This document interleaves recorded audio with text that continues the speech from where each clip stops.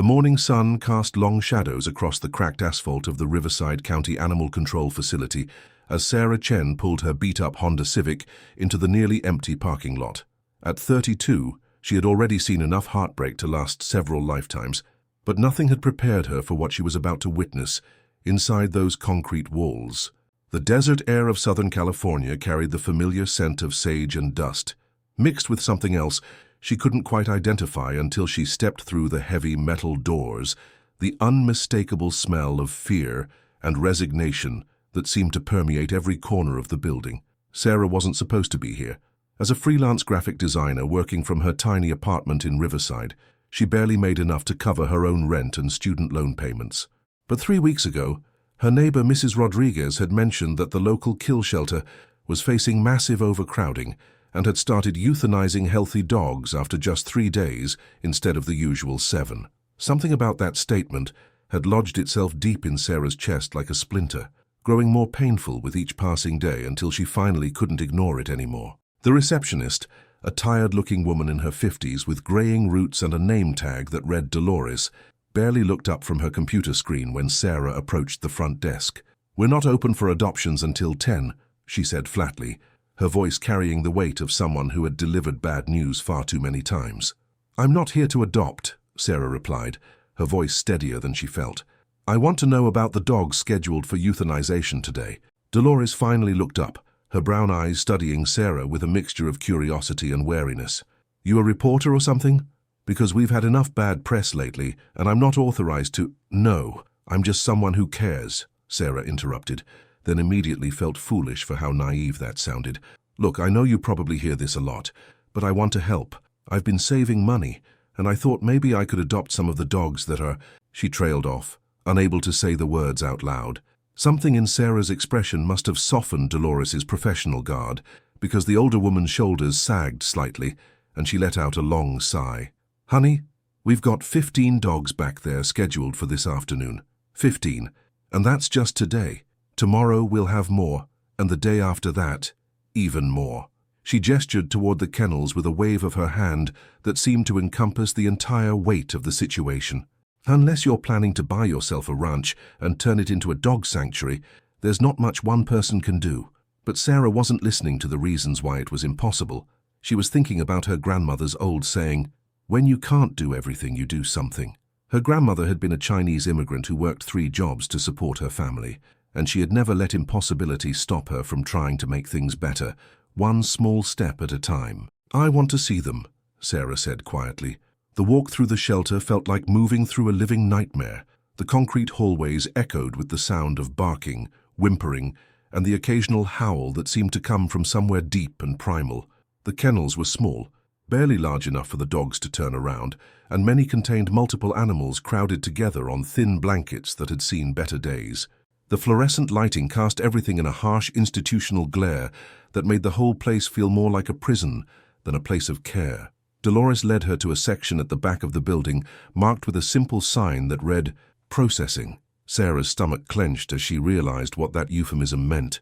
Behind the chain-link gates were 15 dogs of various breeds and sizes, all scheduled to die in a few hours, simply because there wasn't enough space or resources to keep them alive. There was a German Shepherd mix with one cloudy eye who pressed his nose against the fence when he saw them approaching, his tail wagging despite everything.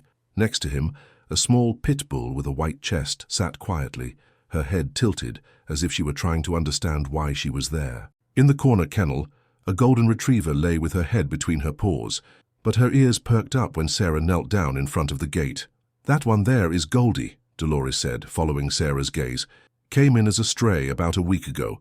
No collar, no chip, but someone obviously loved her once. Look at those eyes, that's not a feral dog. Someone's missing her, but we can't keep them forever, you know." Sarah did know, intellectually at least. She understood the economics of animal shelters, the impossible mathematics of limited resources and unlimited need, but understanding didn't make it any easier to accept. She walked slowly from kennel to kennel, making eye contact with each dog, memorizing their faces as if that simple act could somehow save them. When she reached the end of the row, she turned back to Dolores. "How much would it cost to adopt all 15? Dolores blinked in surprise. "All 15. Honey, that would be—" She pulled out a calculator and started punching numbers. With the adoption fees, vaccinations, spay and neuter services, we're talking about close to $3,000, and that's assuming you could even prove you have adequate space and resources to care for them all, which you'd have to do before we could approve any adoption. $3,000. Sarah mentally calculated her savings account balance, $3,247. Money she had been setting aside for a down payment on a better apartment, maybe even a small house someday. Money that represented 2 years of skipping dinners out, buying generic groceries, and wearing the same 5 outfits to client meetings. What's the approval process? She heard herself asking. The next 4 hours passed in a blur of paperwork, phone calls, and increasingly frantic problem-solving. Sarah called her landlord to ask about the pet policy for her apartment complex, only to learn that tenants were allowed a maximum of 2 pets. She called her parents, who lived in a modest suburban home an hour away, but their homeowners association had strict regulations about the number of animals per household. Sitting in her car in the parking lot, Sarah felt the weight of impossibility settling over her like a heavy blanket. She had the money, she had the desire to help, but she didn't have the infrastructure to actually care for 15 dogs. The irony was crushing. She could afford to save their lives, but she couldn't afford to give them the lives they deserved. That's when she remembered Jake Martinez, a guy she had gone to high school with who now worked as a veterinarian at a clinic about 20 minutes away. She hadn't spoken to Jake in years, but she still followed him on social media and knew he was passionate about animal rescue. Maybe, just maybe, he would have some ideas. Jake answered his phone on the 3rd ring, sounding harried and slightly out of breath. "Sarah Chen? Wow, it's been forever. What's going on?" Sarah explained the situation as quickly as she could, trying to keep the desperation out of her voice. When she finished, there was a long pause on the other end of the line. 15 dogs, Jake said finally, "and you want to adopt all of them." "I know it sounds crazy." "It doesn't sound crazy," Jake interrupted. "It sounds impossible, which is totally different. But impossible is just another word for nobody's figured out how to do it yet." He paused again, and Sarah could hear him typing on a keyboard. "You know what? I'm going to make some calls. Can you give me an hour?" That hour felt like the longest 60 minutes of Sarah's life. She drove aimlessly through the streets of Riverside, past strip malls and fast food restaurants, past the modest homes with their small front yards and chain-link fences.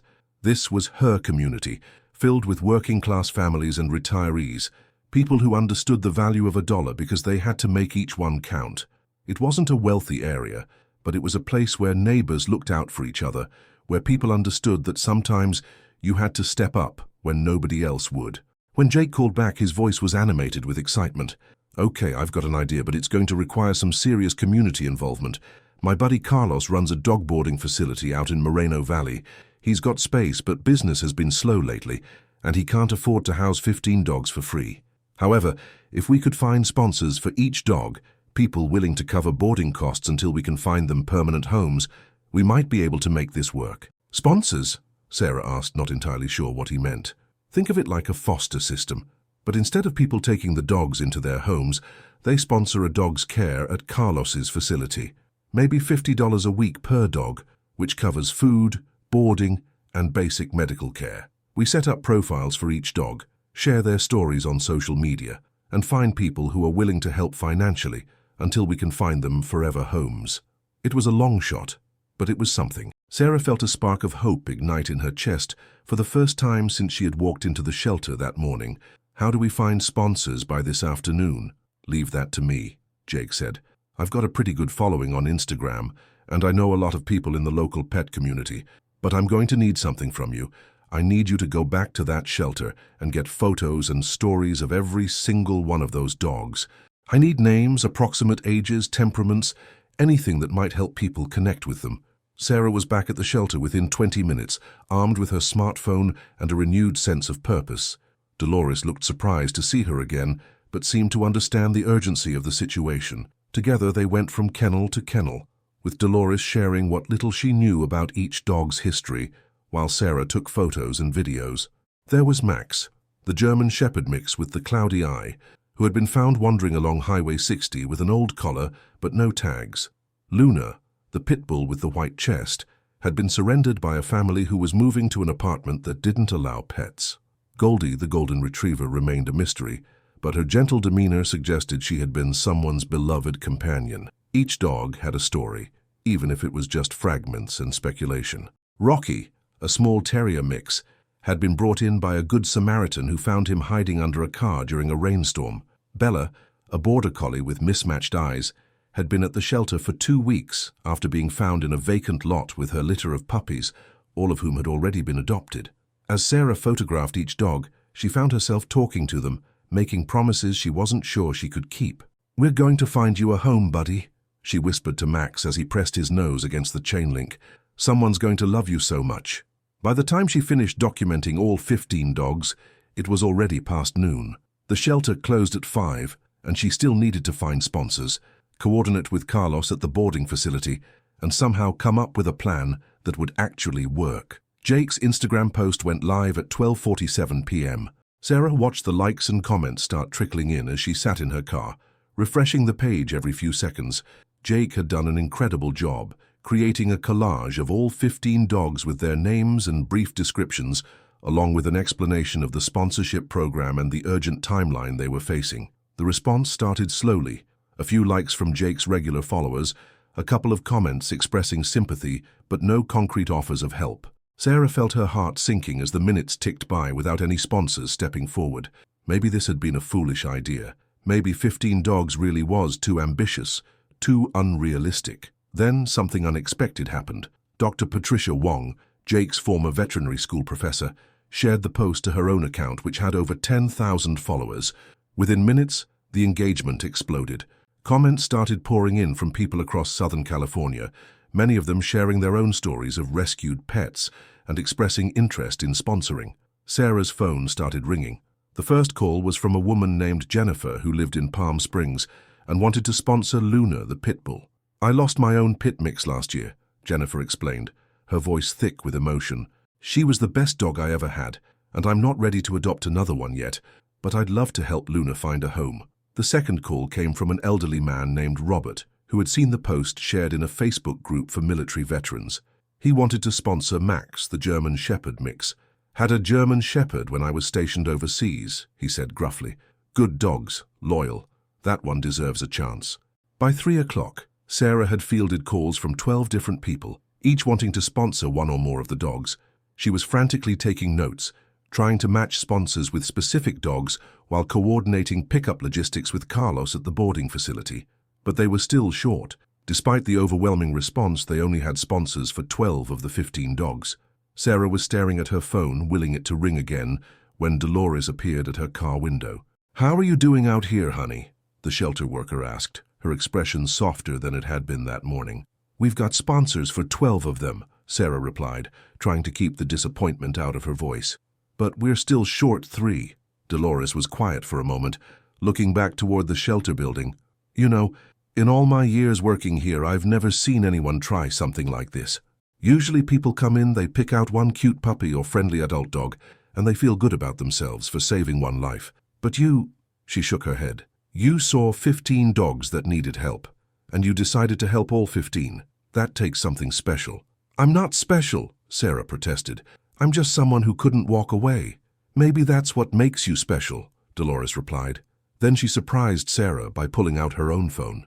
"I've got a little money saved up. Not much, but enough to sponsor one dog for a few weeks. And I think I know some people who might be willing to help with the other 2. The final hour before the shelter closed was a whirlwind of activity.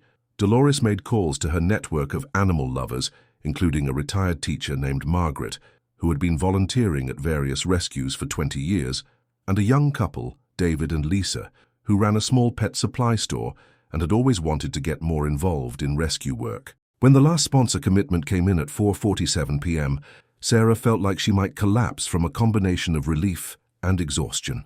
They had done it. Somehow, against all odds, they had found sponsors for all 15 dogs. Carlos arrived with a large van, just as the shelter was preparing to close. He was a stocky man in his 40s, with kind eyes and calloused hands that spoke of years of physical work. "Jake told me what you were trying to do," he said, as he helped load the first kennel into his van. "I've been in the animal business for 15 years, and I've never seen anything quite like this." The transport process took nearly 2 hours. Each dog had to be carefully loaded into individual kennels, with their paperwork and medical records organized and labeled. Sarah rode along in her own car, following Carlos's van through the desert landscape as the sun began to set behind the San Bernardino Mountains. Carlos's boarding facility was a revelation.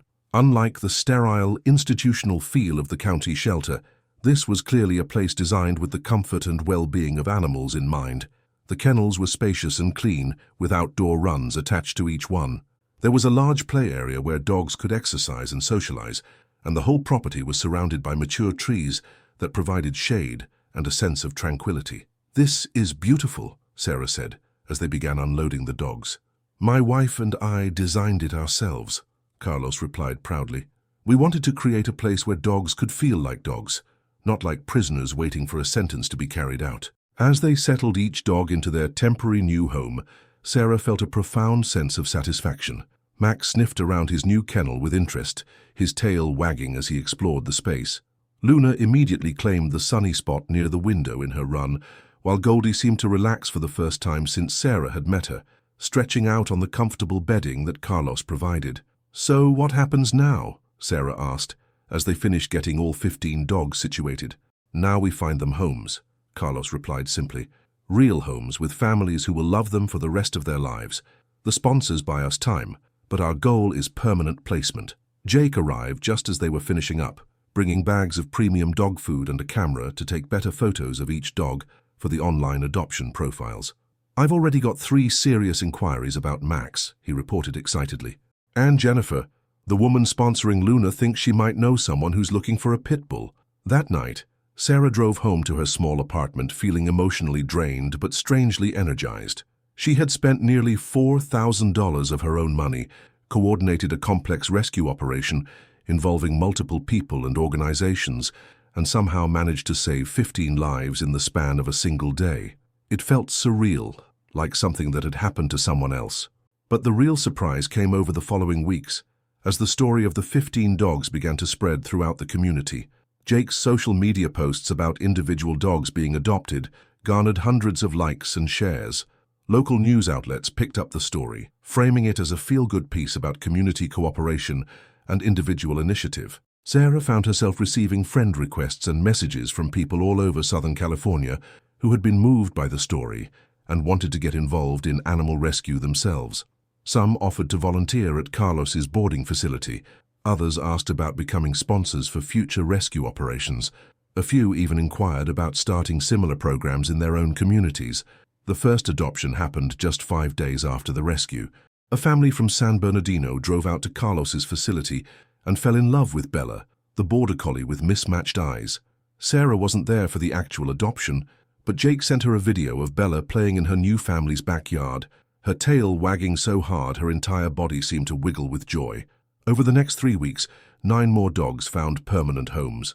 Max went to a retired veteran who lived on a small ranch and was looking for a loyal companion. Luna was adopted by Jennifer's neighbor, a woman who had grown up with pit bulls and understood the breed's gentle nature.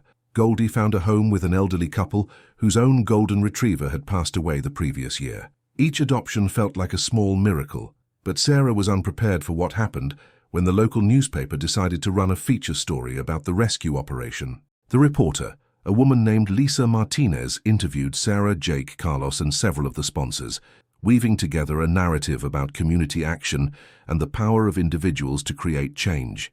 The article ran on a Thursday morning, accompanied by photos of several of the adopted dogs in their new homes.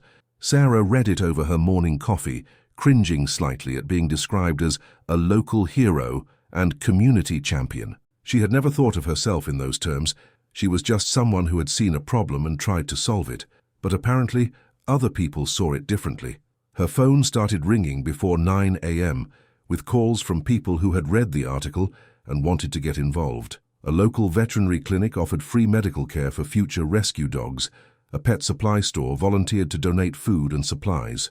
A group of high school students asked if they could organize fundraising events to support ongoing rescue efforts.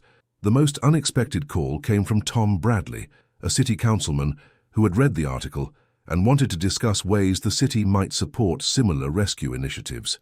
"What you did was remarkable," he said over the phone, "but it also highlighted some serious issues with our animal control system. I think there might be ways we could work together to prevent situations like this from happening in the future. Sarah found herself thrust into a role she had never sought or expected, that of an advocate and organizer for animal welfare in her community. She started attending city council meetings, learning about municipal budgets and animal control policies. She connected with other rescue organizations throughout the region, sharing strategies and resources.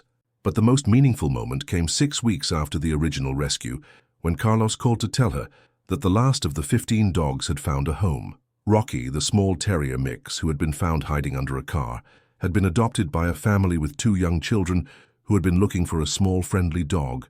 "That's all of them," Carlos said, and Sarah could hear the satisfaction in his voice. 15 dogs, 15 families, 15 happy endings. That Saturday, Sarah decided to drive out to Carlos's facility to see where it had all started. The kennels that had once housed her 15 rescue dogs were now occupied by other animals waiting for their own second chances. Carlos showed her around the property, pointing out improvements he had been able to make with some of the donation money that had come in following the newspaper article. "Oh, you know," he said as they walked past the play area where several dogs were enjoying the afternoon sunshine, "what you did that day changed more than just the lives of those 15 dogs. It changed how this whole community thinks about animal rescue." As if to prove his point, a car pulled into the parking area and a family got out, parents and 2 teenagers, all looking excited and slightly nervous. They were there to meet a dog they had seen featured on Jake's Instagram account, a young mixed breed who had been at the facility for just a week. Sarah watched as Carlos introduced the family to their potential new pet, seeing the immediate connection that formed between the teenage daughter and the eager, tail-wagging dog. It was a scene that had played out dozens of times over the past few weeks, each one a small victory in the larger battle against animal homelessness.